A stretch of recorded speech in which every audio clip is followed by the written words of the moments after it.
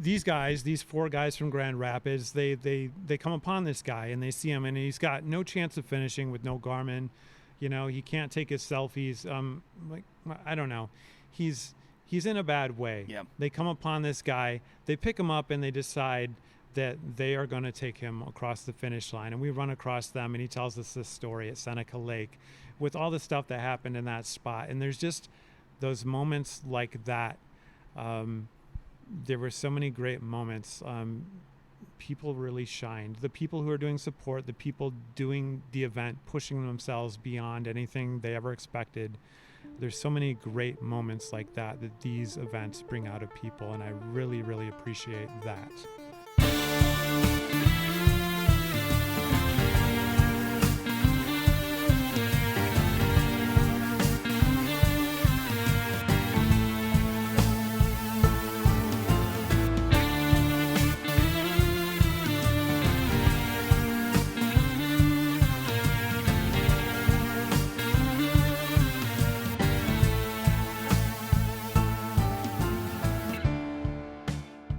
From K1 Cycling and Michigan Midpack Media, welcome to the Dirty Chain Podcast, the podcast that covers the cycling scene from the viewpoint of the Michigan Midpack.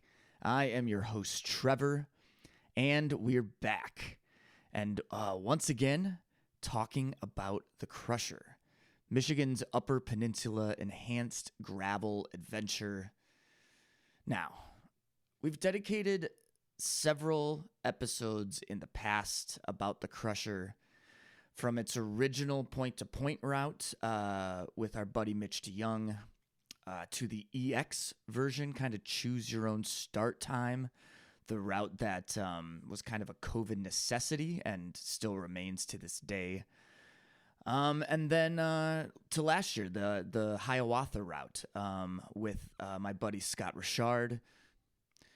But this year, Todd and the crew over at 906 wanted to switch things up and keep things a bit interesting. And they developed a new route exploring a different section of the UP, the Keweenaw Peninsula.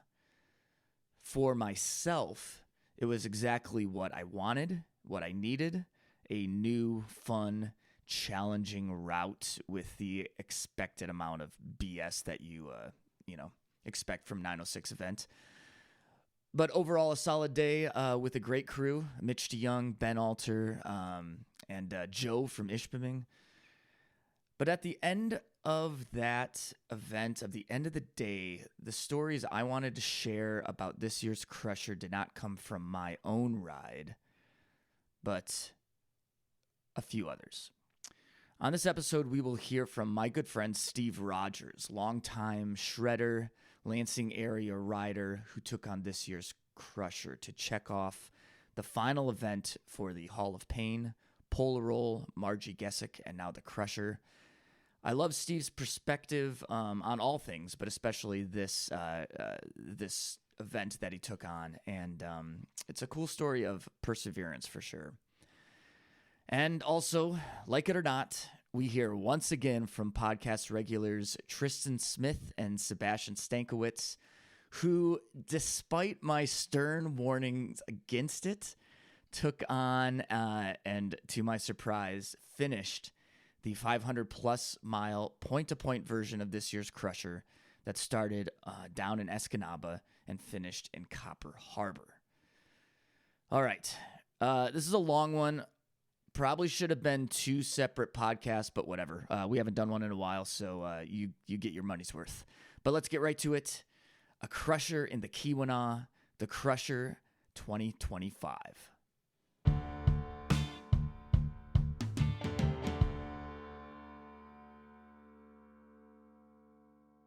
All right, let's get this thing started.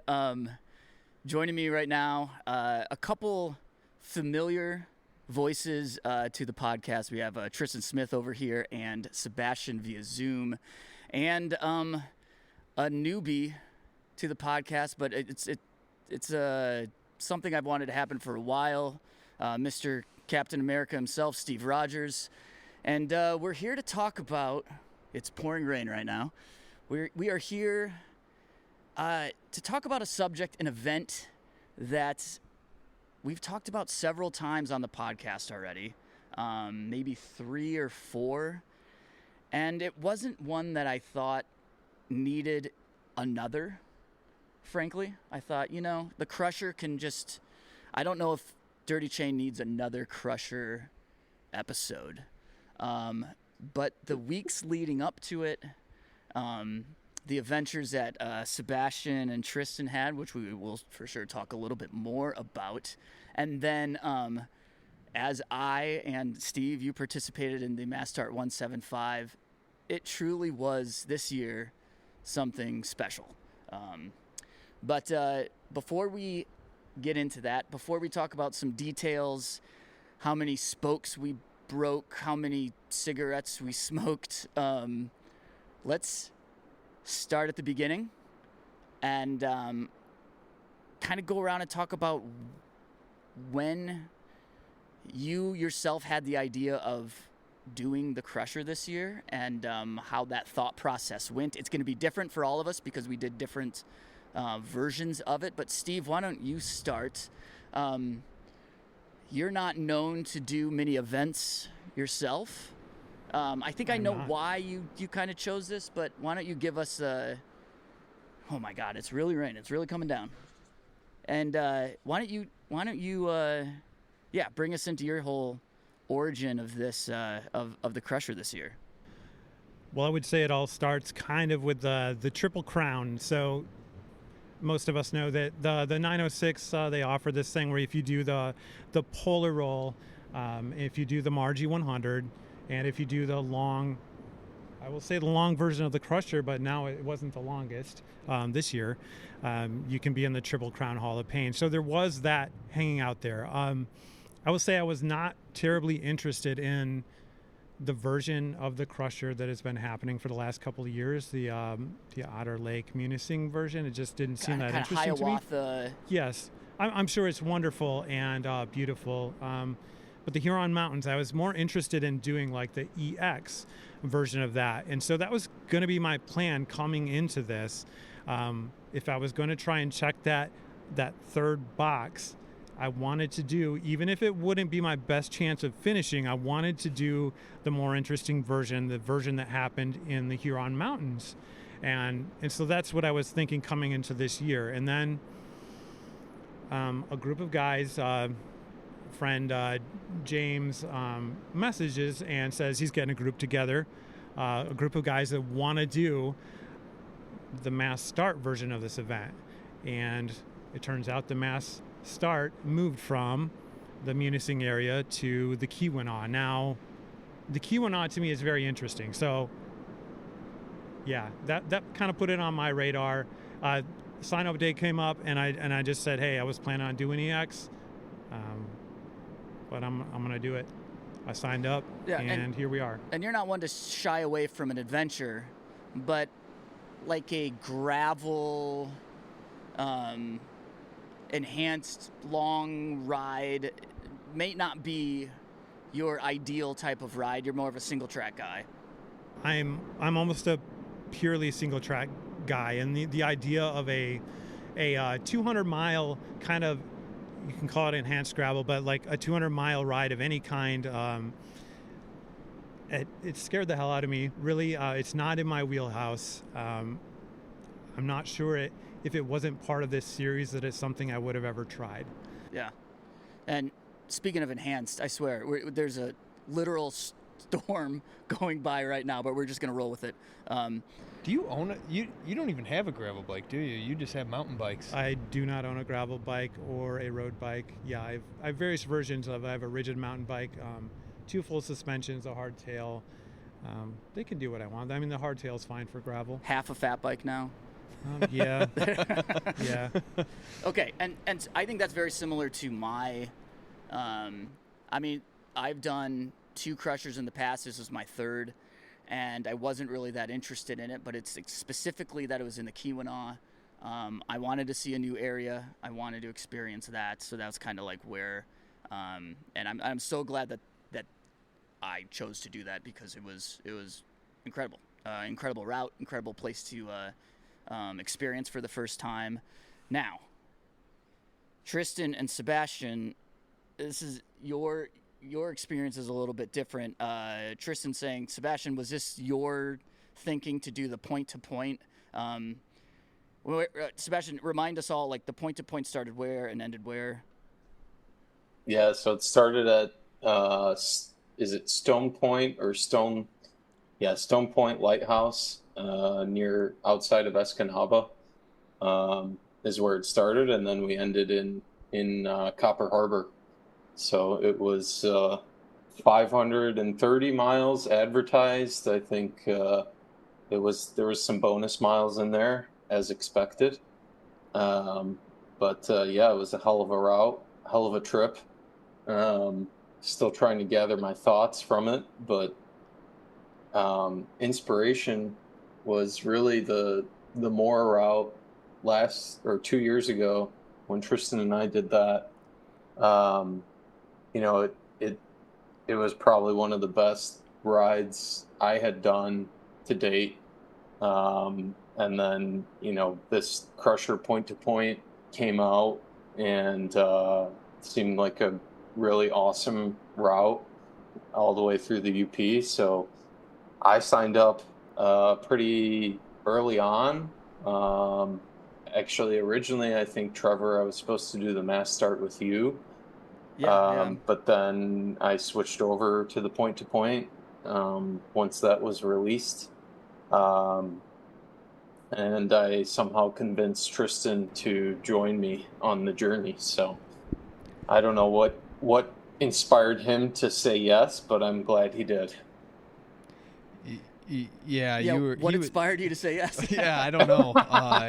Somebody was living high off of that Polar Roll Ultra, just going on and on and on about the point-to-point, and eventually we determined, you know, we had goals of doing the more UP route, and you know, this year wasn't going to be the best year for it, but next year we were hoping to do that. So instead, he said, well, we could do this instead, and you know, the dates worked out with my wife, my family, and it took a little bit of convincing for me to go ahead and say yes, but and I mean, you had to block off like an entire week, right? I mean, between like traveling up there and then so you started on Tuesday? Yep, I took Monday off, drove up on Monday, thought I had everything packed. I think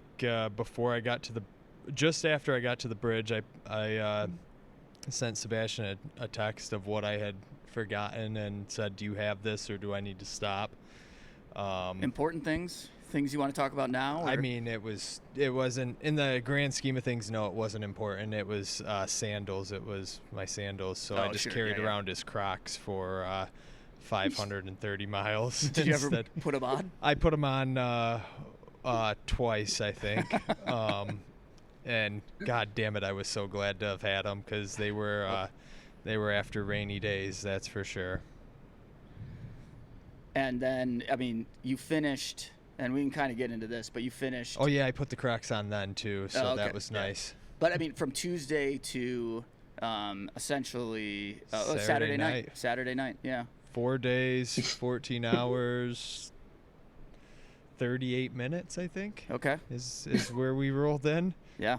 I think it was 9:38 when we pulled into town, just enough light to finish her off, get a meal, get some pictures, and get some beers before it turned dark. And then Steve, like, you had made the choice to do this, but then there's a lot of like other choices that kind of, and we can talk about this with Sebastian and Tristan too, but I think that as Tristan brought up, you don't own a gravel bike or even you have a mountain bike, but like you chose to ride what bike for this adventure? Well, technically it's my fat bike, but I have a kind of plus size wheel set that I run on that, and I really like it for riding around here. I had a very large tire on there, a 29 by 3.25, so just on the very high end of a plus size, just short of being a fat tire. And I don't know, a lot of the stuff coming up, the intel coming into this was that maybe you weren't gonna want to run a skinny tire. And I have a lot of time on the bike. I was comfortable on the bike. I wasn't sure if it was the right bike. And to be honest, I almost want to say that it wasn't the right bike for the ride that I ended up having. But it got me to the finish line, so I cannot tell you that I would change anything about that. I know that we'll talk about that in a second too, but I know Sebastian and Tristan, you guys originally had an idea of what kind of bike you were going to ride, but then you kind of switched it within like the couple weeks prior to. Yeah. Who wants to talk about that? Yeah, I think originally we were going to ride our full suspension bikes, knowing that there was a lot of single track on the route. But then after listening to the podcast that Todd put out about the route, and him mentioning that a gravel bike with plus size tires would be the optimal choice, that's where we started to kind of question our decision on the full suspension bikes. And ultimately we decided that the risk of running suspension was not worth it. It's just another thing that can break on the bike, right? So then at the end of the day, was this the right bike to choose? I think it was. What day was it? Was it Tuesday when we said? I think this Tuesday we texted each other and said, "I think we made the right choice. What do you think?" And we both said, "Yeah, the bike was the right choice." I mean, keep in mind we're running 3-inch tires on these. Like we were calling them thick daddies. So like we had some squish. We paid for it in the single track. Like it wasn't fine and dandy all day. But man, when we got out to gravel, and this is where we could have done research and put some numbers together, but just seeing, like, anytime we saw people and we were out on gravel, man, we were moving so much faster than the rest of them with so much less energy. It was easy on those sections for us. So yeah. Plus keep in mind, like Bo, we rode our Bo Jacksons for the Moore route, so like we were experienced with it. Yeah, this was more technical single track, a lot more rocks, a lot more pushing our bikes, but we had done it before on Bo's, and the full suspension mountain bike. Really, you did the Moore route on your Bo Jacksons. Yep.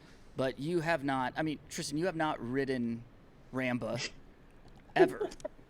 Well, some might argue that I still haven't, given the amount of miles I've pushed a bike through it. But yeah.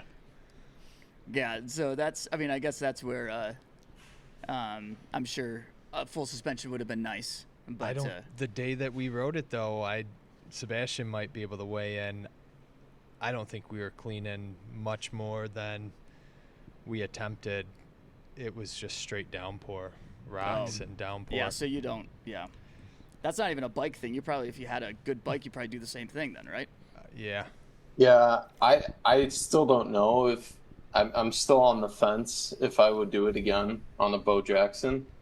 My hands were in a lot of pain from not having suspension. Yeah. I mean, towards the end of the ride, I could barely hold on to the handlebars. Sure. I mean, I had 120 millimeters of suspension, and I did 2/5 of your ride, and my hands were in a ton of pain.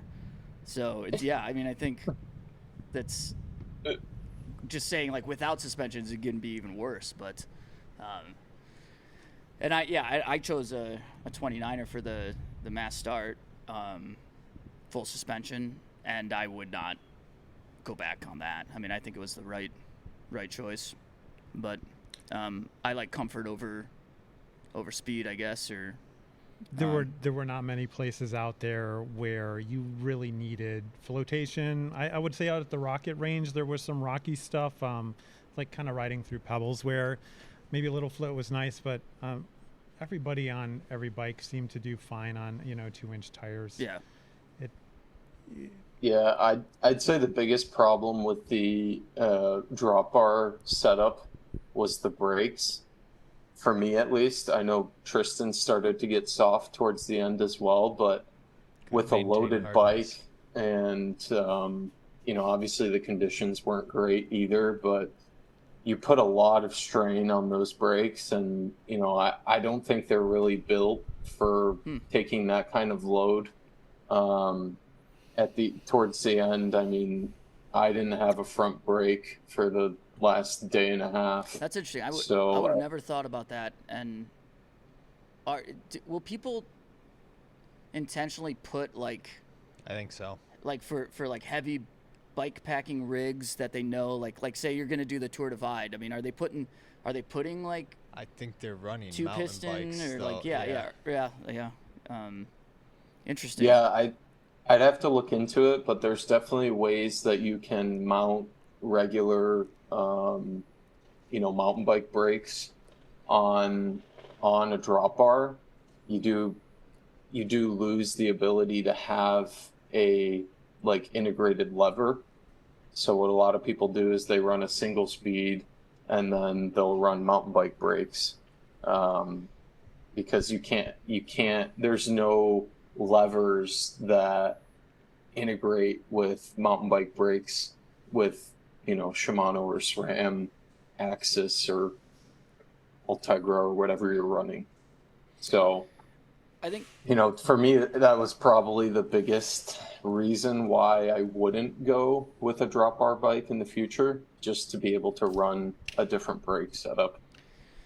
Yeah, I think we're getting into some weeds of details that is great to talk about, but there's so many other things to talk about, and thinking through details as you're preparing for something like this.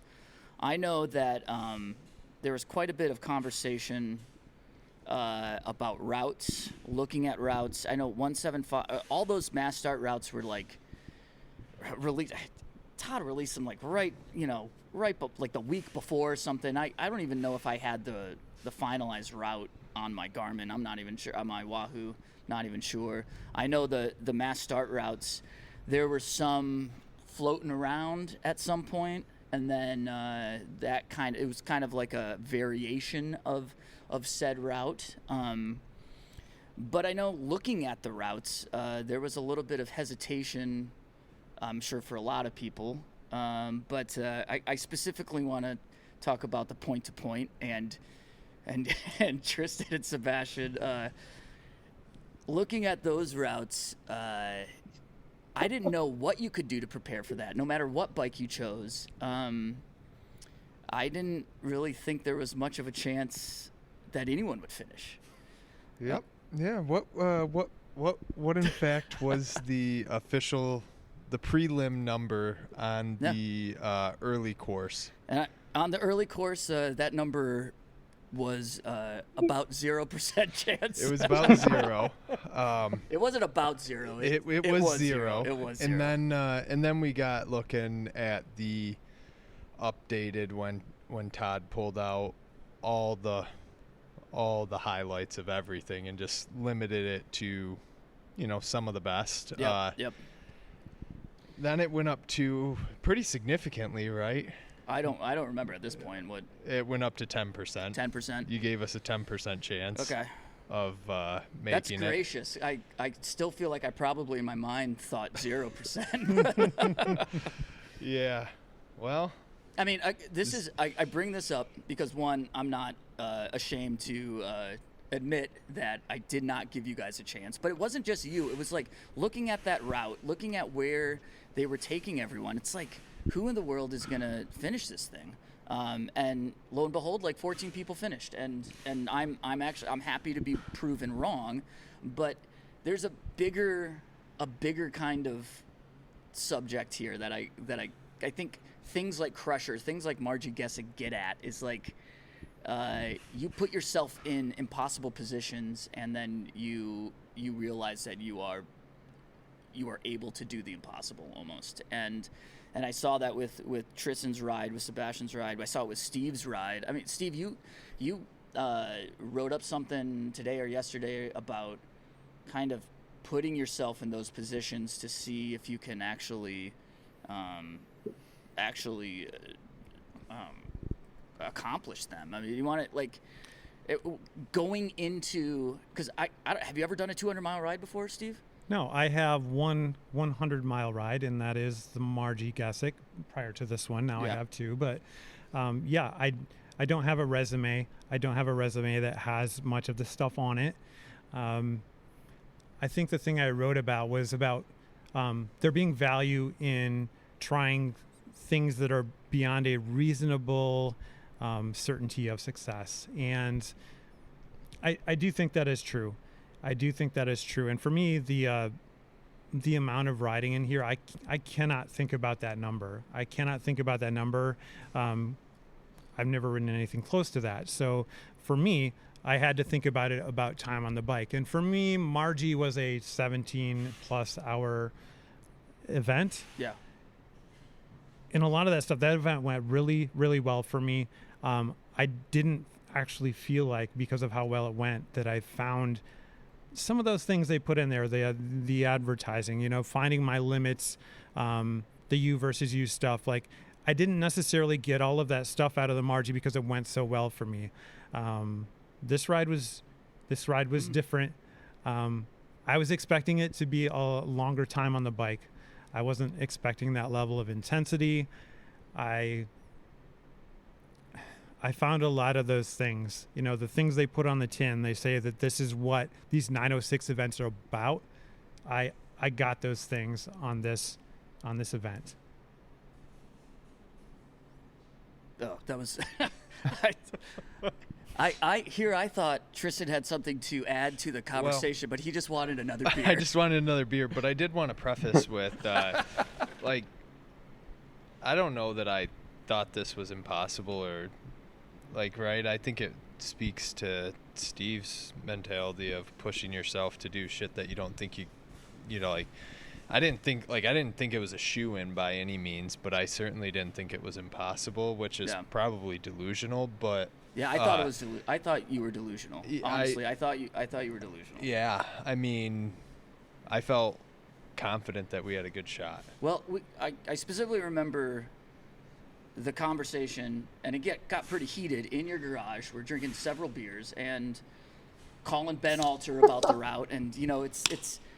But you start doing the math, and you got in your head, and you're doing math. You know that meme, that Always Sunny meme, where he's like smoking a cigarette and looking at all the That's what I felt like you were like at that moment, and you're like, if we get to this point at this time, and this point at this time, and I could get a beer, and then I could get a beer here, and we could finish before. We could be drinking a beer while you finish, and I mean, you know what? I did some math wrong.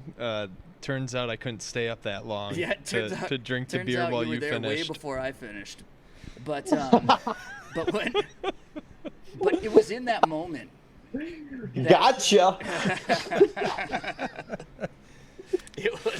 It was as we're talking through this, and I gave the 0% chance, and you're like breaking it down to minutes and miles and days and whatever, and I'm like, oh boy, I'm gonna eat my words. I just know it, because I could tell not only were you thinking through it, but you just had that motivation of like, this is a once in a lifetime kind of thing, and it's something that, like, I mean, you even were talking about, even if you weren't going to finish within the allotted time, you're like, we're going to cross that, we're going to do the entire thing.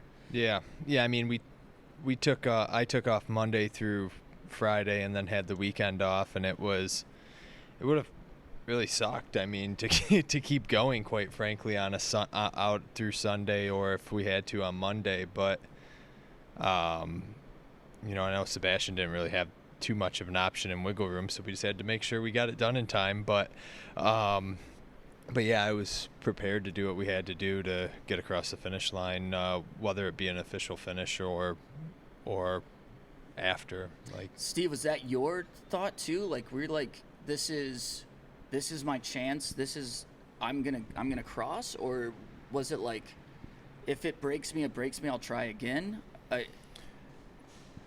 I was very committed to the idea of not coming back here. I hate that experience. I know friends who have gone to, whether it's the Margie or the Crusher, put in a lot of hours of work. You know, it broke them, and they had to come back the next year. And I didn't have any markers where like, if this happens, like, it would be okay to quit. I certainly know there are things that could happen, but I was very committed to the idea of this being I don't want to say one and done. I might come back and do a different version of it, but I wanted this checkbox, and I wanted it to happen this year. Yeah, and that's kind of what I would assume, not being your favorite type of ride, but it's easy, I guess, to say that now, but in the middle, like when you're in Houghton or Hancock, and it's, I don't know what time you got there, and you realize you have another 100 miles, you got to get all the way back to Copper Harbor. Like, were you thinking, okay, this is my only chance, I'm going to finish this thing? Or were you like, maybe there's going to be another year, maybe a different year is my year? My doubts came actually earlier than that, because once you get to Hancock, even though it's like halfway from the top to the bottom, you are past where I want to say you're in that kind of 110 mile range where the miles left just before we got into Hancock dropped into double digits. So I'm like, we had a really good sag stop there. You know, I'm eating I asked for a custom grilled cheese with hot dog. Yeah, so we're fine dining. Wait, yes. Yeah, explain this, please. Yeah. So the offer was like hot dogs and grilled cheese. Sure. Yeah. But I wanted both. So Michaela, my amazing SAG, actually SAG superstar, went and created this culinary excellence that I consumed in Hancock, which fueled my ride all the way to the end. A grilled glizzy. A grilled glizzy. Grilled cheese. Yes. A grilled cheese glizzy. Cheesely. Glizzy grilled cheese. We're getting hung up here, but yes. Was the hot dog cut in half, or was it? They were cut in half lengthwise, so I thought maybe you would slice them in half. That would be really hard. I don't know what kind of utensils and knives were available, but yeah, they don't got much up there in Keweenaw. I don't even know if they have spoons or forks. Yeah, they might have just got. I just had a spork. That's all. So anyway, like I do want to say that the way the flow of the ride went on the mass start, we started with a whole lot of single track, and then after all the rain, we had a lot of silty, gritty. I felt like I was riding in cement. Like I really struggled with the first 50. After you got past 50, there's we're kind of getting into the heat of the day. You're kind of out in the sun. A lot of lonely miles for me because I was riding at that point by myself, and all I'm sitting here thinking about is the different contact points, you know, my backside, my hands, like moving them around, like just how uncomfortable I am. I just had a cycle of like how many more miles it was to finish, how many more hours. You know, I was just stuck in the cycle because I'm riding by myself. 50, 80 miles was tough for me. As I got closer to Hancock, it became more manageable. I could see that like I was over the hump. You know, once I got to Hancock, you know, maybe 110 miles in, give or take. Yeah, I've got 98-ish miles left to go. And for me, having more done, having less left was a big deal, a really big deal. Yeah. And a good sag stop. For and sure. Also, I gained a riding partner at that point too, which turned out to be amazing. Yeah. Yeah.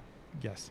I would say having a riding partner was fantastic. Was and I think, I mean, for my ride, we had a crew of 4 of us, and that made a huge difference, as well as a great crew. Sebastian, were there any moments on the two of your on your two on the ride that you guys did where you thought maybe there was no finish line, or were you just like, we're doing this no matter what? Yeah, I think I think we did a really good job of breaking up the ride for ourselves. Like, every day we had probably 5 or 6 checkpoints that we were like targeting. So we were never thinking about like the whole route. We were just thinking, okay, I'm in Escanaba. All I have to do is get to, the first section of single track, right? And then you get to that section. All right, we just got to get to the restaurant, and then we can stop and eat some real food, and that's kind of how we broke it up for ourselves. So we never looked at the whole route and we're like, oh shit, we're only 100 miles in, we have 400 miles to go, right? It was like, we're trying to get 150 miles today. I mean, the first day we were targeting Marquette as our goal, which was, I think, 150, 160 miles in. It was originally and 165. That, seemed very achievable. We've done rides of that length before, but intermittently too, we also had, our checkpoints of rest stops and gas stations and, whatnot. It was a little different for us because we weren't relying on SAG to meet us along the route, right? We kind of knew, okay, there might be a gas station here, there might be some real food here, but we didn't have exact planned stops. And really, anytime we felt like, okay, this is getting to be too much, or I'm feeling really tired, we would stop, take a break, drink some water, smoke a cigarette, eat some food, right? Like, so honestly, no, I didn't feel like there was a moment where we weren't going to finish, because every day we were hitting, some sort of milestone. Yeah. And so those small accomplishments along the way really like fueled the whole ride, because we would get excited when we finished a section of single track, right? It was like, nice work, we're one more section down. So, I don't know, Tristan, if you felt similarly. Yeah, it was. Are you scrolling through Facebook right now? now? Well, I was gonna bring up a stat, and I couldn't remember if I shared the stat with Trevor or not. But yeah, I mean, to reiterate what Sebastian said, was we broke it down into small bite-sized pieces. That's why we weren't concerned about the big thing, is because we were just doing little things over the course of hours. Day one, we had anticipated, we had a stretch goal of 190 that would get us through all the single track in Marquette. Our actual goal was 165, and then what we came in at was 150. So then you look at day two. Okay, well, we've got to modify to adjust based off of that, and it being a pouring rain day was, let's just get outside of South Trails, North Trails, and then Ramba, and get to Ishpeming where it turns into gravel for a little bit. And we accomplished that. Day three was I felt like we could go longer. I pushed Sebastian to try to go a little longer.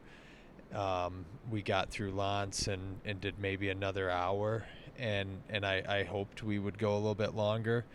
But ultimately we found the best campsite possible. We did it in a situation where we didn't have to bust out the stove and make dinner, so it allowed us to get to bed quicker. We got to set up our camp on a beach and right next to the water. We did it with minimal daylight, which allowed us to get up a little earlier. And then the next day we tried to push through, got thrown a curveball. It rained. Got a hotel, stayed the night in a hotel, and that set us up really to finish. So like everything was manageable size pieces, but even in the curveballs though, I feel like you finished. When did you think you would finish that? The whole we were hoping to finish right before you took off, so we could smoke that cigarette and drink a beer in your face, but we didn't quite make that. I thought you were trying to finish right before I came in. So as I was coming No, in, there was no concern about No, that. we were trying to a finish last, before the mass starts. Okay. That was a Okay. last-ditch effort. Yeah, we wanted to that was the get there goal and get originally. you going. Okay. Drinking some beers as you got going. So yeah, it was a little bummer that we didn't accomplish that. Oh, and you finished in the daylight. You finished. Well, the day before. I've like got a couple cool stats. One, we rode with headlights for like 1 hour. We only rode in the dark for like 1 hour. What brand of headlight did you use there? I used the KOM, the bigger one. 1,000 lumen? 1,000 lumen. She clicked right into place, allowed me to adjust and do everything as I needed. And on top of that was my my computer mounted, so everything was nice and secure. Yeah, perfect. Inline cockpit, it was great. But yeah, we literally used our headlights for like 1 hour, and that was on day 2. Everything else, we went in knowing that we didn't want to ride overnight. We were gonna compromise and do it, but then got hit with a rainstorm and had to improvise, and it still set us up for success. The other fun fact is we did some math. So Ed Rodgers. Yeah, Ed Rodgers crushed it in just over 3 days, 3.5 days. Unsupported single speed, single riding a bear speed. claw as well. Yeah. So he slept for about 3 hours. Total hours of Three this, total hours during the event. 500 plus miles. 530 miles, yeah. So that's pretty wild. Well, Sebastian and I went through 2.5 packs of smokes. We split those cigarettes. So that's about 50 cigarettes at 7.5 minutes per cigarette. That comes out at 6.25 hours. So We spent more time smoking cigarettes on this ride than Ed spent sleeping. That is great. Maybe if you didn't smoke those cigarettes, you could have been at the start of. Well, some would argue that, but as we go back, we use them as carrots. Just if you ride for 2 hours, you do good for 2 hours, you can get a little break. Hey, we're rolling good. I don't need to take a break. Let's keep going. But, more often than not, it was one of us was like, no, I need to take a break. Breaks and sleeping and not riding in the night. Sebastian, I think I'm like forever wounded by the out and back. Just the riding through the night, feeling like complete garbage, and not taking sufficient breaks. Yeah. And I think when I see a route that goes from Escanaba to Copper Harbor, my mind is thinking of how I felt in the middle of the night walking down Pine Knob, and I'm like, you guys aren't gonna finish this thing, but I forget that, like, that's not the way, like, not riding through the night, like, it just sounds to me like that was the way that you guys got through the entire thing, and if you try to push through it, I'm not even sure. Ed is a madman, but but you said your hands hurt. If you push through, if you're riding 20 hours a day instead of 10 hours a day, what would that have done to your fatigue? And it would have I don't know. So I feel like that's where, and I don't know, Sebastian, it's probably like something you learned with the Polar Roll Ultra. After the out and back, is that sufficient rest goes a long way. Yeah, absolutely. I do want to make a quick correction. I think we rode 12 hours a day, not 10. Sorry, I didn't mean to offend. I just was just saying for instance, but yeah. Yeah, 12 hours a day. I think every day was like 14-hour days. With like 2 hours of stops and actually 12 hours of ride time. I will say we were blessed that I live in Marquette, and so Mackenzie did come pick us up after we finished the first day, and we got to shower and dry our stuff out and sleep in a bed. That's you can't put a price tag on that. Sure. And then the second night, after riding in the rain all day, we were, totally trashed. I mean, at the end, I think both Tristan and I were starting to shiver. So to think that, we would have to set up camp in the dark, in the rain, while, shivering is, just sounds like death, really. I mean, we honestly were scared that hypothermia would set in if we For sure. if we went that route. And it was relatively cool I mean, up there at the time. Yeah, low 50s. Yeah. Yeah. So the second night, we also got to sleep at my house. Thank goodness I have a wonderful wife who came and picked us up in Ishpeming and took us home. So, I think, maybe some people thought that, hey, that's not how you should do it. That's not the crusher ethos or whatever. But I think you really just have to do what's best for you. And, other people are always going to comment or talk shit. Well, there was specifically a supported and that's version and an unsupported version. And that's how Sebastian talked me into the supported version. Yeah. I originally wanted to go unsupported. God, that would have been a mistake. But he highlighted, hey, we're going right past my house. It really would behoove us to just spend the night there, shower, get a coffee, whatever. And at that point in time, I'm like, and then it was even more than that. Like the last day after like going through Eagle Harbor, we tried to load up with baked goods from the little cafe as best we could, but we were fucked without Crusher Mass Start support crews. We got Cokes. Like we would have been all right with water because we would have been able to filter if we needed to, but like Cokes, water made it so much easier. We didn't have to filter. Got a couple beers. Got PB&Js. Like they were just in like passing by where it was just like, man, I got food, but I don't want to eat the food that I have. And somebody else's wife was sitting on the side of the road waiting for their spouse to come by, and she's like, hey, I got nerd gummy clusters. Do you want some? And it's like, yeah, I do. No, wasn't that I had those. I had those my whole ride. Well, we at that point in time, I think Sebastian had a handful left, but I didn't have any. And I'm like, yeah, let's take. At first, we said no. We rode past her, then circled back, and we're like, yeah, actually, we will take some nerd clusters here. Yeah. Yeah, we were like, yeah, that would be dumb to not take snacks from someone right now. So we turned around and we're like, yeah, actually, you know what? We do want those snacks. And here's a bag. You can fill it. Yeah. Can I ask Here's you guys, a bag. Can you fill? Here's my Ziploc. Can you fill it up for me, please? Can I ask you guys? I'm not the interviewer, but I know multiple people who signed up for the point to point. One who made it to at least Harvey Marquette and pulled the plug after, I don't know if it was the first night or the start of the second day.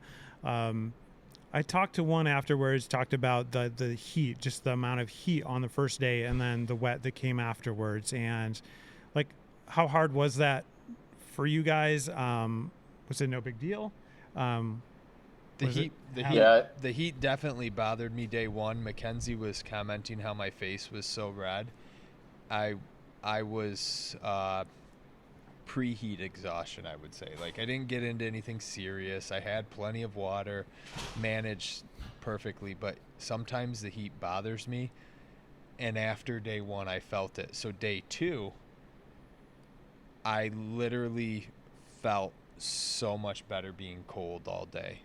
And that like gave me a reset. I don't know how it was for Sebastian, but for me, the temperatures, except for at night, where thinking about going into camp soaking wet. Other than that, the temperatures for me were perfect. And even on Saturday, where it started to get a little bit warmer and it wasn't too terribly hot, I was really starting to feel the heat on Saturday too. But like, oh my God, it felt so good to go and dip into cooler temperatures. Yeah. Yeah, I think we got lucky with. So, one thing I want to call out is when we started that first day, we showed up probably late, I would say, to the Not start line. probably. We started We got late. we by the time we packed our bags on our bikes and So everything, you were DQ'd before you even started. No, we were the last starters. We were about a half a mile from the start line when everybody was riding out on the start. Yeah, we almost got hit by Todd's truck because we were riding in the opposite direction. So that was like, wow, what are we doing right now? Like we're already late to the start. It's so ridiculous. I'm not surprised But hearing this, actually. But then we were out. But we front. wanted our sleep and we wanted our Mickey D's. So, it's you got to do what you got to do. We weren't worried about starting 5 minutes late when you have 5 days to finish something, right? Like that's kind of the mentality we went into it with, and we didn't feel like waking up at 4 a.m. to get there, on time. So, again, we prioritized sleep and rest over everything else, which I think was the best decision. One thing I wanted to call out about the first day is we were riding in a pace line. Tristan and I were up at the front of the group, and this was probably, I don't know, an hour, maybe hour and a half into the ride, and a deer just bolted out of the woods, nearly took out Tristan, and unfortunately took out a rider right behind Tristan who, thank God she was okay. No major injuries, but she got completely annihilated by this deer. But not okay enough to keep going. That right? was within the first hour and a half, and everyone kind of ride. There was probably like 15 people in the group, and everyone stopped obviously to help and make sure everything was okay. But seeing that was like, oh shit, what is this ride gonna be? Well, and we're going up to cabins. All of a sudden, you're just like so concerned. But and thank Sebastian God and I we were okay. Yeah. Sebastian and I are going to cabins, like knocking on doors where there's no cell service, trying to just get a landline, right? So Sebastian found one and called 911 for and luckily by that point somebody's satellite phone had connected, but like that was awfully scary. And you do these things and you are out there. You're out there and it's weird because like you almost get too comfortable. It's like if things go your way and nothing breaks and you don't crash or whatever, and then it's like kind of smooth sailing. You just follow your Garmin or whatever and just follow Wahoo. the map. Wahoo, yeah, of course. But like when stuff goes south, it can go south quick, and then you can be screwed. Which it seems like when you have a 500-mile ride, it's like, okay, yes, within the first 15 miles, like someone's already on the ground bleeding. This doesn't bode well. Right. But that's sorry, just to finish this one real quick. Yeah. I think Tristan and I after that kind of counted our blessings, and really it kind of struck a chord with us, and we really were like, wow, we're super thankful that we're okay, and this just means that this is another motivation for us to finich. For sure. Right. We were already thinking about that early on. Yeah. And sorry, Steve, I never answered your question about heat exhaustion. I'll do that real quick. I think what I was getting at is when we rode with a pace line for a while, it felt really nice. We covered a lot of ground in a short amount of time. But ultimately, we got off the gravel at the hottest part of the day, and that's when we hit Valley Spur and got into some some single track that nearly killed us. But anyway, we were lucky to get out of the sun. I think if we had been on the gravel during that time, trying to push through, it really could have, made our day a lot different. So I think that was kind of a blessing in disguise. It didn't feel like it at the time, but now looking back, being in the woods out of the sun really helped us there. It's crazy to think how Valley Spur like just broke me down mentally, and I came out of it just feeling like shit, and I'm like, I just got to make it to Marquette, and like, I mean, there's the picture of Sebastian and I happy as shit at the hill right before Valley Spur drinking a beer. And we were just happy as hell. Everything was great. Then we got into Valley Spur, and dude, this thing just fucking crushed me. And then looking back at it, I'm like, why did it crush me so bad? Like, that single track actually rolled really nice. It was smooth. It was just like windy is all the difference was. It was like super windy. That's it. It wasn't broody. It wasn't technical. It wasn't hard to navigate after we got on initially, like, onto the right trail.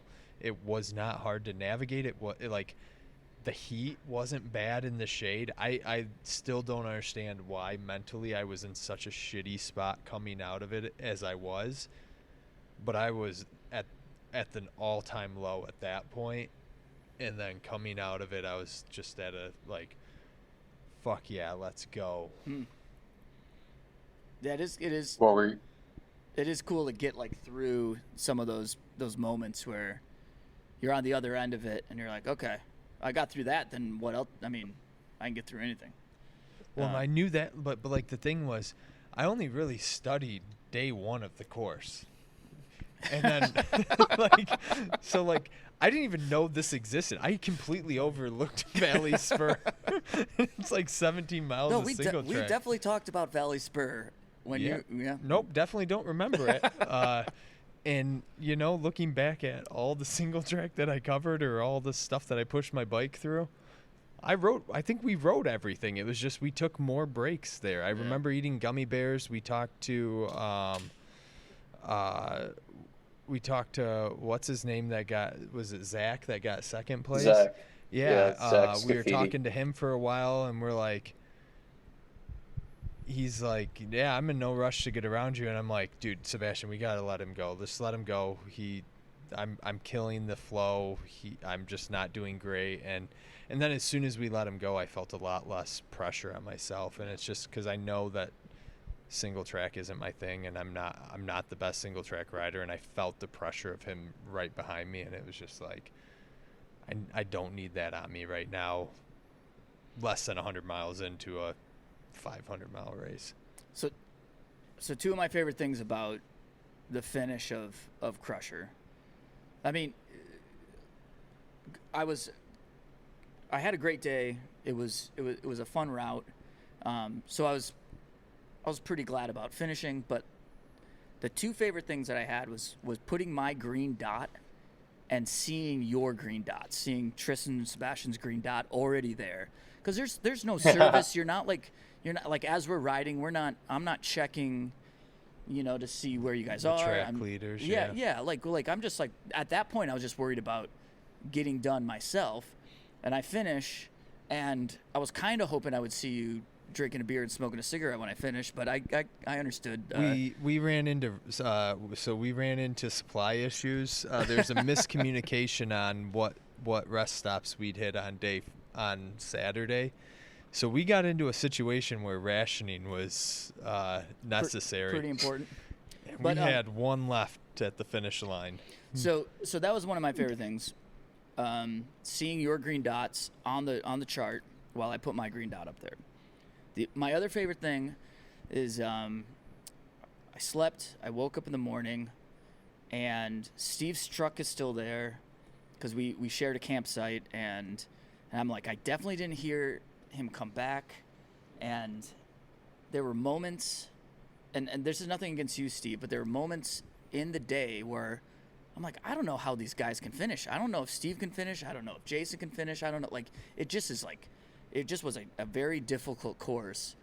But I wake up and it's quiet. You're not there. No one's there. I almost assumed that maybe you would get there in the middle of the night because you had to pull the plug or something. Then I see some of our friends walking towards. It's like 8 a.m. I see some of our friends walking towards the finish. They're like, yeah, Steve and Bob are about to finish right now. And I was like, no kidding. And so went there to the finish, and we were just waiting for you guys. And it was there where I'm hearing about some of the stories of your difficulties throughout the latter half of the and the story about the deer kind of made me think about the story about your bike and how things can just go south quickly. And it sounded like that did go south. It was fairly early, right? This was an issue you were dealing with the entire ride? Maybe it was. It was very early. So it was the first descent at East Bluff, which was on the tail end of the single track. We did right at the start of the course. We're 14 miles in. I start down East Bluff, and I pick up a stick, like a pretty good sized stick. I don't know where it came from. I didn't see it. Kind of angled into my wheel set, and I'm like, well, I slam on the brakes. I stop. I pull the stick out. I see I got one. I'm going to pull out my prop here, but I see that I got one broken spoke. That's all I saw. And so I grab it. I'm like, no big deal. I mean, like, I got a lot of spokes. I got 32 of them things. And so I wrap it up around the next. I wrap it around the next spoke, and I hop back on my bike, and I continue. So I probably did have problems throughout the race, but I'm cruising along for 150 miles, right? I'm at mile 14 when this happens. I ride another 150 miles. I hear a couple things where, if your chain, you miss a shift or something, maybe it slips off of a tooth, a couple of pops like that. Yeah. And I'm like, oh, okay. I got to do a little better with my shifting. It wasn't until mile 164, almost exactly 150 miles later, we're at the blacksmith shop, and as I'm rolling into that, I can hear this kind of crunchy, like, I thought I'd broken maybe my rear axle in my hub. I've done that before on my fat bike wheels. It happens. I'm like, well, that sucks. I can probably finish. So we get to the blacksmith shop. This is a selfie point, a checkpoint. So we stop and take our selfies, and I roll this under the light in there, and I start feeling my spokes. And I'm like, oh, there's a broken one. There's a broken one. There were 6 or 7 of those things at that point. How many? So how many are broken right now? 11 are broken right now. So yes. Wow. So I'm at the blacksmith shop. What I did is I wrapped up all the ones that are broken, which I want to say is 6, 7, 8 at that point, and then I took out my multi-tool and I started tensioning up all the remaining ones. And I'm like, I don't know, this thing is going to make it through. There's a realization there that, like, I've got the better part of 50 miles left, and this wheel is rough. And so my ride changed at that point from, like, can I finish? I'm getting to the point where I'm pretty sure I can finish. But then the ride became like, I don't know if my bike can finish. Right. And so we wrapped them up, and it went well for quite a while, actually. I want to say we did 13, 15 miles. I got caught on a climb. There's a lot of kind of rocky 2-track climbs on this race, and I just kind of got caught in a rut on a bad line. I had to push up out of the rut, put a bunch of power down. I hear like ping, and there's I lost another one. So I hop off immediately. I wrap that up. I move on. I keep riding. But as I go, I keep making those kind of mistakes. And it was always when I was climbing, I couldn't put down the hard power. So I'd be like, if I get to a really, really steep spot, I can't ride it. I'm just going to hop off. I'm going to walk it because we're going to be going that pace anyway. And then, I pop another one. And then I pop another one. And I wrap those up and I keep going. And just the threshold of the amount of power I can put into this wheel is getting lower and lower and lower. And my faith in it is also getting much lower. And we got to a point, we're on our way to Eagle Harbor. We had an unscheduled SAG stop on the way to Eagle Harbor. Michaela's there, Cheryl's there, I think the Coopers were there, and the Coopers I think were sleeping at that point. But I was offered a bike, like just finish on my bike, you know, and I'm pretty sure that falls on like, and this is what I said. I think I think that's probably outside the parameters, you know, and like I probably would do it if I had zero faith that I could finish on this wheel. Yeah. And I'm like, I kind of think maybe I can get there. And I'm like, hey, it's a great story. If I can finish on this wheel, you know? So I pushed on. It was going to be 13 miles to the next stop. Yeah. And which was the bottom of Brockway, right? Yeah, maybe this is when we were on our way to Eagle Harbor. Okay. And again, that was our last big stop was at Eagle Harbor, our second to last checkpoint. And we stopped for quite a while there. We sat down, we took on some food, you know, and again, like I'm questioning, like, is this thing going to make it? And I'm thinking like 50-50. But my entire point of view is like, hey, I want to finish. I think it might finish if I can get to under 10 miles, say. I probably got a couple hours to play with. I can probably walk/run and get to the finish line. So that's all I have to do. So we pushed on. We went to the bottom of Brockway Mountain was our last meetup with our people. We start climbing that, and I'm like, it's a paved climb. It's pretty smooth. I can probably do this. But no, as soon as I started climbing, bing, there goes another one. So I broke my last spoke, which was my 11th spoke on my climb up Brockway, and ended up running most of that thing, running/walking most of that entire climb, which is very long. Holy cow. It's just long. Yeah, that's a long climb. And I want to say we walked it. Yeah. Kudos to Bob Martin. We rode from Hancock all the way until the top of Brockway. I rode with Bob, and I so appreciated having company, taking my mind out of the cycle of thinking about all the things that hurt. Really improved my ride. But yeah, we got to the Brockway, and I was going to like cut him loose, but he decided to cut into the single track down the hill to finish, which I'm glad he did because, were you able to ride that? Because that's what I heard all this story about your wheel and how you might not be able to finish because of the wheel and the spokes and I'm just thinking about the single track, and it's not rough single track. It's pretty smooth, but it's all down, and it's a lot of switchbacks. Except for that first part, the Raptor Ridge right off of Brockway. It has like a lot of downs and ups. Yeah, you're up over rocks, and like I could not get the momentum or put down the power to get over this. So I had to walk a lot of that. But then once I got onto the flow, it was very slow. I did not have a lot of flow. But I did make it down there. Daisy Dukes was actually that's the very last piece of single track we ran. Was actually okay on it, and I enjoyed that. Would you have had the energy?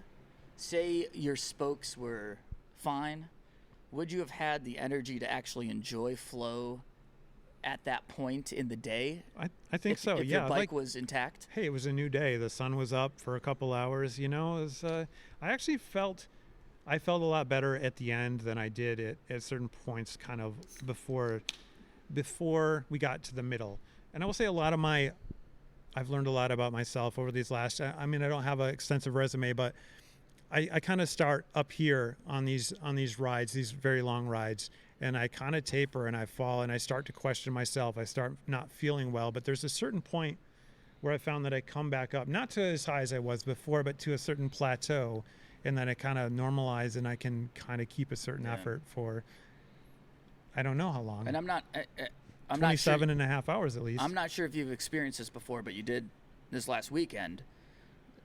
Sometimes that when you get back into the sunlight, that really helps. Like if you ride all night and then you all of a sudden you start seeing sun again, then it's like, okay, I'm kind of reborn a little bit. Not as, like you said, not as strong as you were before, but also knowing you've only got 20 or 10 miles left, it's a big deal. Yeah, it is a big deal. Absolutely. But then seeing you roll through the finish and being there to see you roll through the finish after all of that was pretty awesome. And I think that my favorite part of the entire weekend was like the fact you get through that whole thing and you circumnavigate the Keweenaw essentially, And then I woke up in the morning and I go to the finish line, and all these people are coming like right at the end, like almost right to the last minute. I think I saw 12 people finish or something, and you were one of them, and then saw Jason and James finish. Like, I think they were DFL. Honestly, I think they were the last. They were the last ones to make it, and what an amazing story. I mean, the finish line was way more of a happening place then than it was at 2 a.m. in the morning when I finished.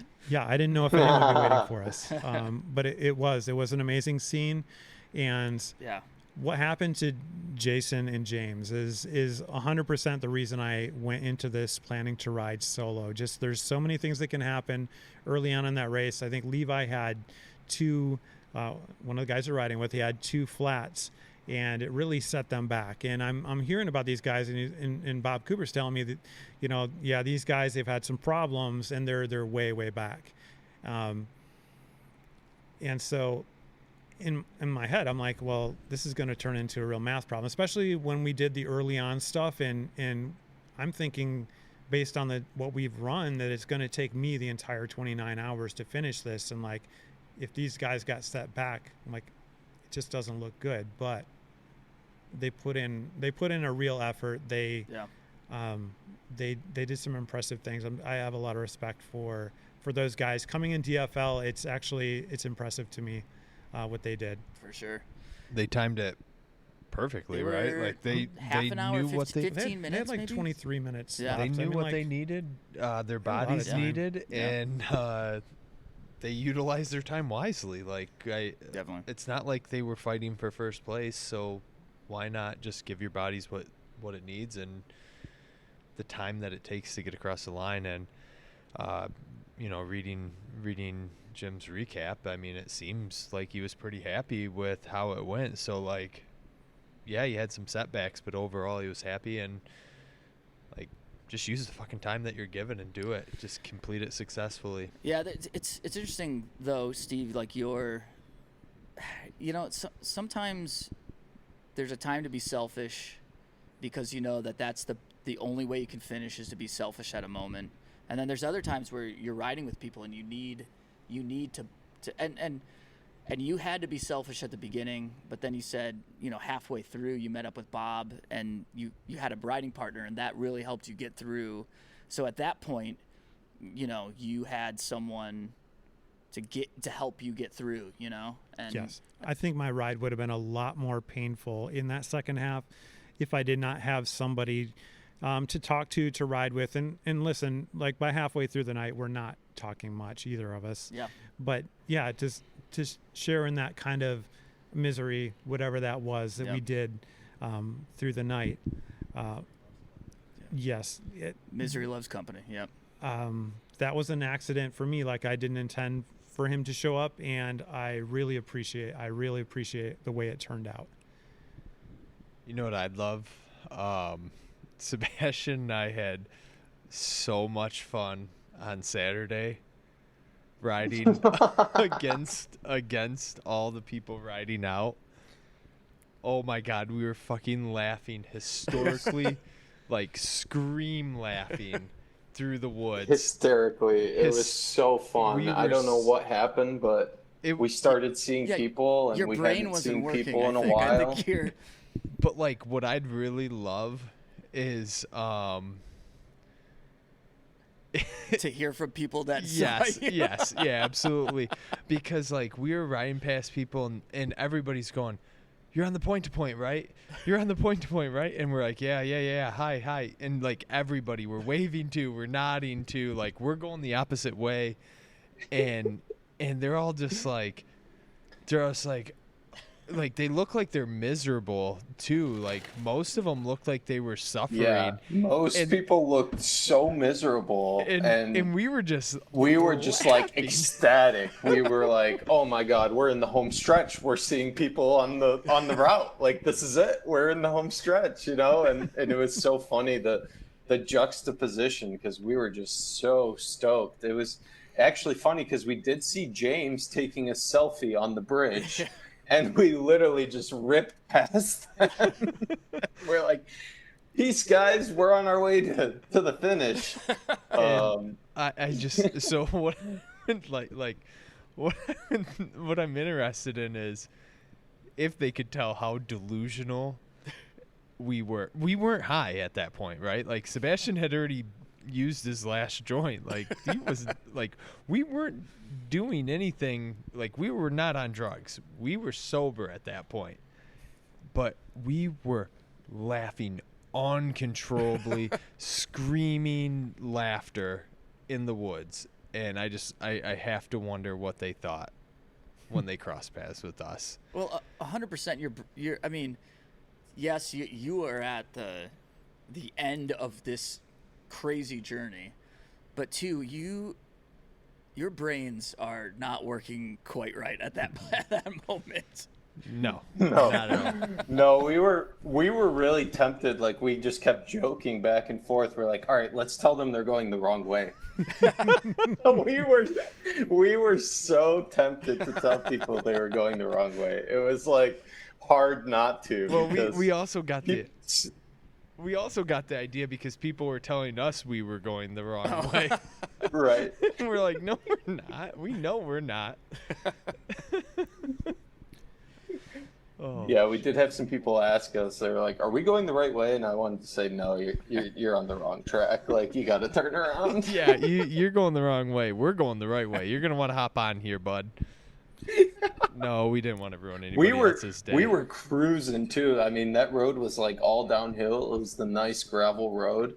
Oh, that was so awesome. And we were like 15 miles an hour, which felt obviously very fast. Compared to most of the ride, but yeah, that was definitely a highlight. It was weird how our perception of speed changed throughout. So like day one, we were averaging like there's points where we were averaging like 18 miles an hour for long stretches, and then you fast forward to the last day. All of a sudden, we came out on this gravel road and we're like doing everything we can to move 15 miles an hour, and we're like, "Fuck, dude, we're flying! We are flying!" And then other times it was just like on a flat, we'd be like rolling at 13 and a half, 14 miles an hour, and we're like, "Fuck, dude, we're covering some ground. We're putting a chunk into this thing." I've never been so happy to see pavement in my life as at the back half of that, and I'm like pavement. Yeah. We had that one downhill that was like one of the craziest, like fastest you ever been on a bike? Fastest I've ever been on a mountain bike. Okay. I think we went up that on. You may have, yeah. I think we turned. Was that towards was it the paved Eagle road? Harbor? No, it was before that. It was before we got to. It was the Calumet Air Force Base. We had a checkpoint at the Calumet Air Force Base, and then right after you left there's a long downhill, kind of flattened out a little bit, and then it got even steeper. And yeah, I think this is on the south side of the. You're right, but it's on the south side of the route, so it's something that you guys didn't touch. Yeah, we did not have a long pavement descent. It was I think we got to like 46. I got like 46 miles an hour. I think like Mitch got like 48 or something. Like, yeah. Wow. I'll have to check my stats on that. But our friends Travis and Levi missed that checkpoint, hit that super, super long, fastest downhill ever, got to the bottom, That's realized, the one that and then go up? they had to go back. Oh my God. Can you imagine? Oh, That's I can't imagine. I'm glad they Sebastian, did it. you can imagine They missing a didn't finish. checkpoint and having to go back up a really big hill. Oh. You've I know the feeling very well. Yeah, you've done that before. So have I. Yeah. Crusher 225 EX, baby. Yeah. Oh, man. By the way, Tristan has gotten a new nickname. It's probably not as funny now as what it was, but he became the gravel hog. Because anytime we'd hit the gravel, it was just like he just got in the zone, dude. It was like, what's going on? We just did 20 miles of single track, and he's like, yeah, but look at this beautiful gravel. So I started calling him the gravel hog because he just hogged that road right up, baby. Well, and then so we come out of the single track. I'd resume the position up front, and we'd go up to single track. Single Slayer over here. he'd hop on the front and navigate us through those windy, twisty turns and get us through. Yeah, I did a lot of training with my riding with my wife. Not to say that she's slow, but she is pregnant, and so I did some training rides, learning how to ride slow, and it really paid off. Went on the single track sections with Tristan. I will say that. All to say that Tristan is slow, not to say that his pregnant wife is slow. Just to say that you're slow. Exactly. Hey, man. That's exactly it. Thank you. On single track, we kept it rubber side down until 5 miles left, and we both crashed. On a bridge? Oh, was it on the bridge? No. Oh. We so going up the climb, up the point where you couldn't hump it over any of the little hills and the little climb up that single track to the flow. We were going around a curve, and there just happened to be a rock right in the middle, and I rolled my front wheel over it and just smashed right into the side.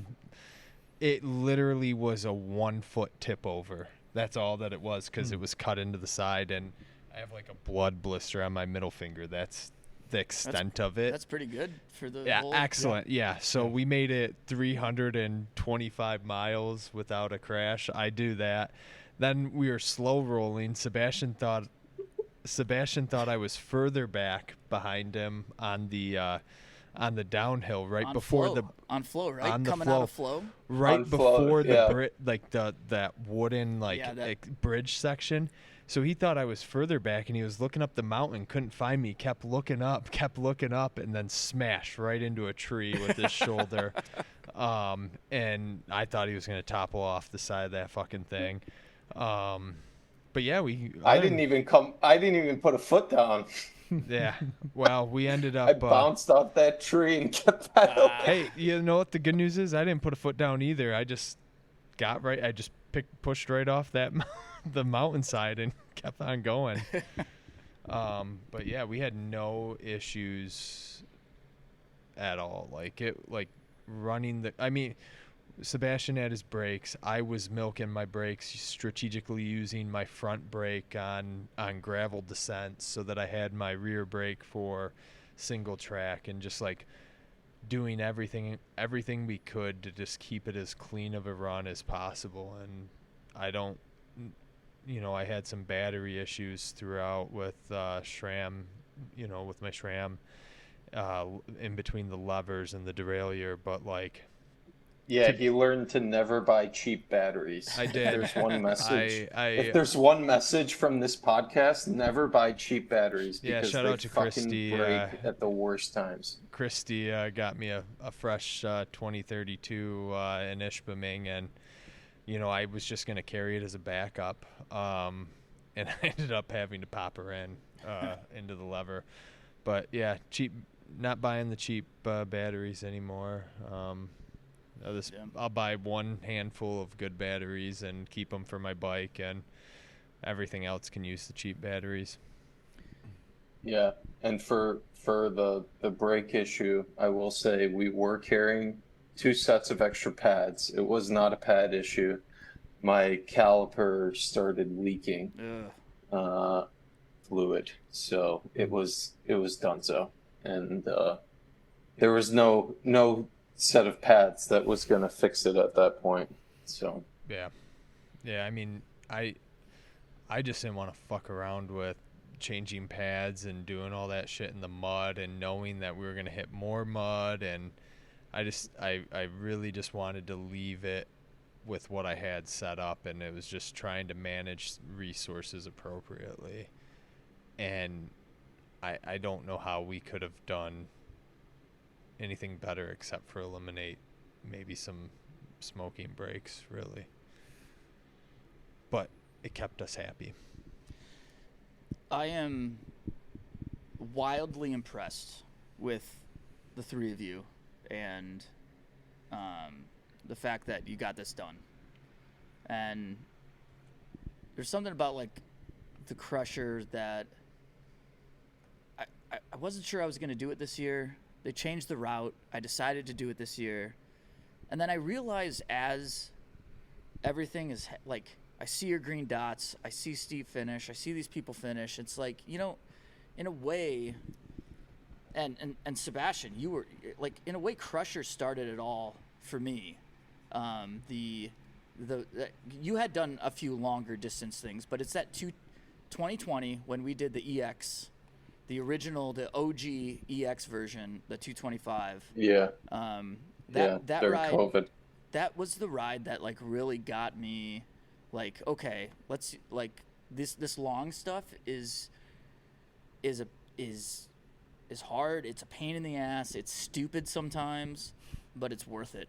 And I felt that this year. I felt more of that this year than I felt in a long time. And I hope that you guys, like, I don't know. I mean, Tristan, this was your first Crusher. Steve, this was your first Crusher. Mm-hmm. So, anyways, I mean, I think not only was it his first Crusher, it was his first 906 event. Really ripped the Band-Aid off there and just went for it. Well, I mean, Love and it. you got the Margie 50. You're really sandbagging with that 50, huh? Yeah, I really am sandbagging. You know what's sad is after day 2, I started thinking about transferring that fucker off.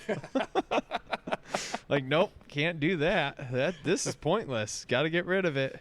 You'll be fine. You'll be just fine. Yeah, I just got to settle back in. Yeah. I don't think I have the 100 in me though.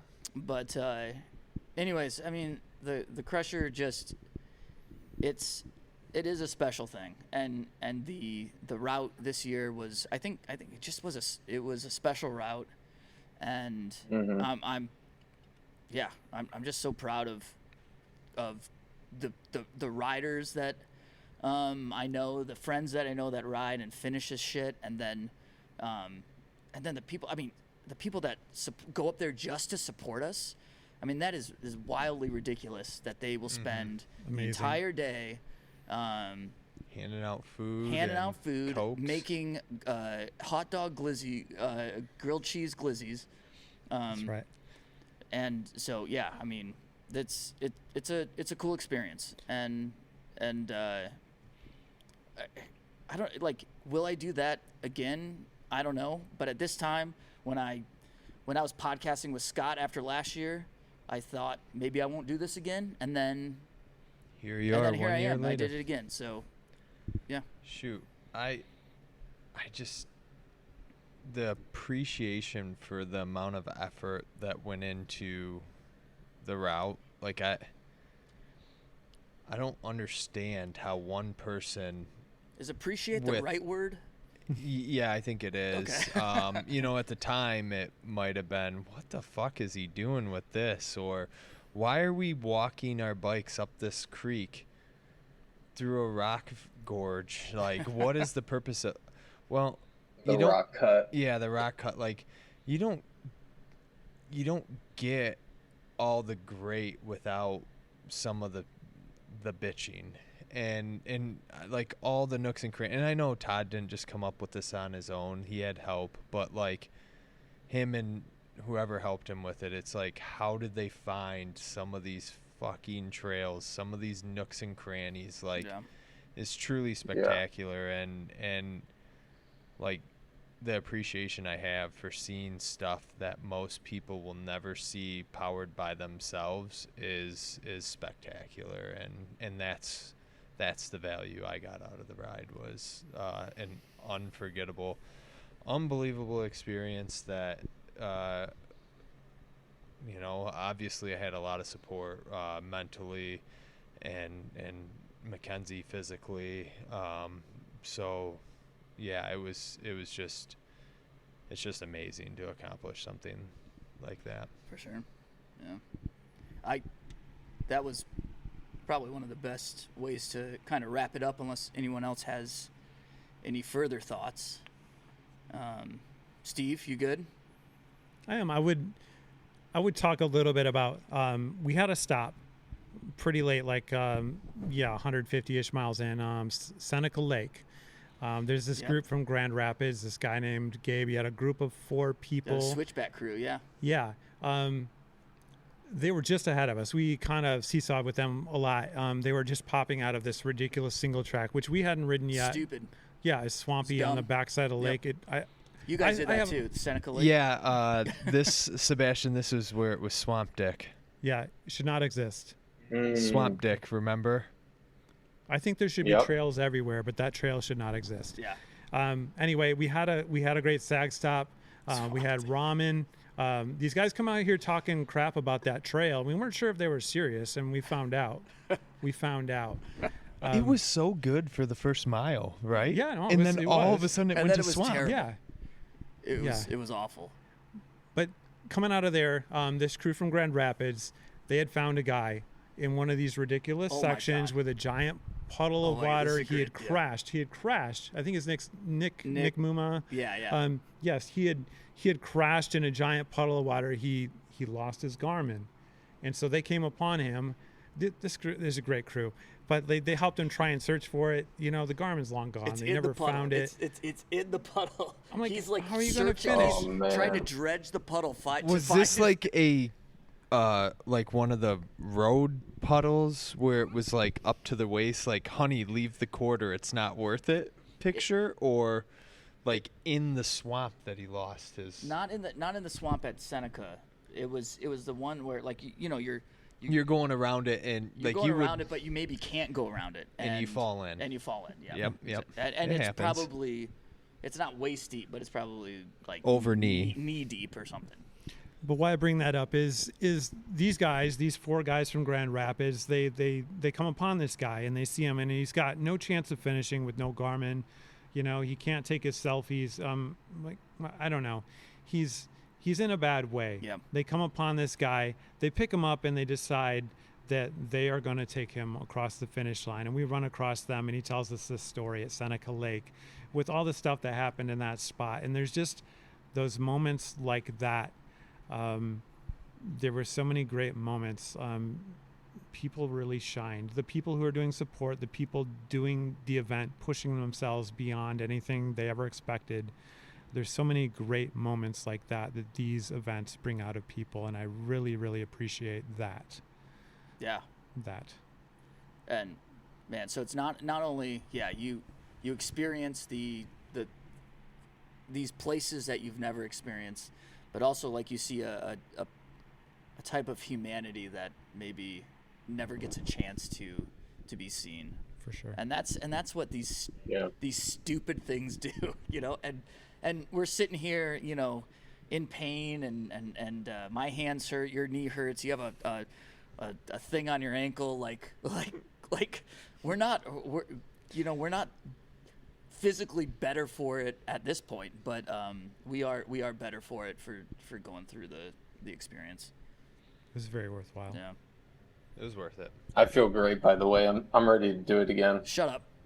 Yeah, this asshole is texting me on, I think, Monday. Yeah. That he's like, hey, should we sign up and do this again? And I'm like, dude, there's a cost to this. Like, I'm trying to reintegrate into society here. Like, I have to raise my like, I have my kids, and like, this is a lot coming back to kids that are like screaming and fighting and trying not to like. I'm just like overwhelmed because it was just dealing with Sebastian in the woods and he's not screaming and fighting with me. So like, coming back to a family that's yelling at me. Like, on second thought, I had the best sleep of my life on this ride. Yeah. You know what? There was a cost though, and it coming back to it is coming back to real life. It really makes you really reprioritize things. That's for sure. Before we wrap, I would like to raise my beer. I don't know if you guys have anything left, but Well, let's give me a I'd go for one of those all days. You keep Okay, I'll feeding me wait. the Modelas, but Modelos. All right. Well, let's make this legit here. Okay. It's proper. I mean, What you got there, Sebastian? Anything? Hold on one second. I think Sebastian's at work. He is. Yeah, I see like a high-vis vest behind him. And He's in a millennials these days are just they just won't stop working. they just won't. Yeah, that's not what they say. But what you guys did, mad respect. It's impressive. So I want to say cheers to you guys. And hey, Trevor, I'm pretty sure you're top 10. I've got a beverage here too. All right, there we go. Popper. All right. All right. To Green Cheers, Dots, boys. Green dots. Yeah. To the Crusher. To the Crusher. Crusher. And to you guys, and to finishing, and yeah, it was amazing. The Dirty Chain Podcast is a Michigan Mid-Pack Media production in partnership with KOM Cycling, the source for your bike accessories and necessities. Connect with us on Instagram and Facebook at Dirty Chain Podcast. If you are enjoying the podcast, please leave us a rating and review on whatever platform you use to listen. Audio editing and original music by myself, Trevor Gibney. Thank you to Steve Rodgers, Tristan Smith, and Sebastian Stankiewicz for joining me on this episode. And thank you all for listening to the Dirty Chain Podcast. And as always, keep your chain clean, but get your chain dirty. We will see you in the mid-pack.